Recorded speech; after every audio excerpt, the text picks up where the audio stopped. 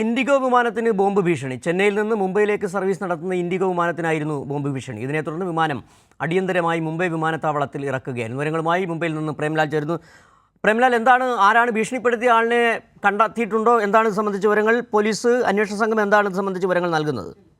സുജു, ഇന്ന് രാവിലെയാണ് ചെന്നൈയിൽ നിന്ന് ഇൻഡിഗോ വിമാനത്തിന് ബോംബ് ഭീഷണി റിപ്പോർട്ട് ചെയ്തത്. ഇൻഡിഗോ 6C5314 എന്ന വിമാനത്തിലായിരുന്നു ബോംബ് ഭീഷണി. ഇതിനെ തുടർന്ന് വിമാനം അടിയന്തരമായി മുംബൈ വിമാനത്താവളത്തിൽ ഇറക്കുകയായിരുന്നു.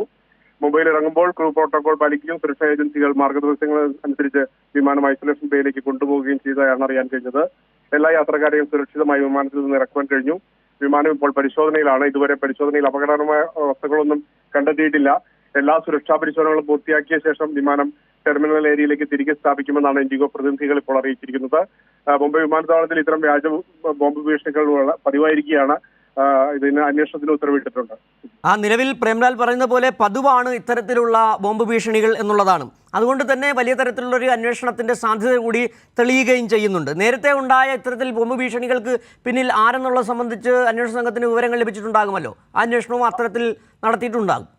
തീർച്ചയായും ഇത്തരം പ്രതികളെ പോലീസുകാർ കണ്ടെത്തുകയും അന്വേഷണത്തിന്റെ ഭാഗമായിട്ട് ഇവരെ കണ്ടെത്തിയിട്ടുണ്ട്. പക്ഷേ എന്ത് ശിക്ഷാ നടപടികളാണ് അവർക്ക് എന്നുള്ളതിനെ കുറിച്ചൊരു വിവരം ഇതുവരെ ഇല്ല. ഇത് തുടർച്ചയായി നടക്കുന്ന സമയത്ത് ഇത്തരം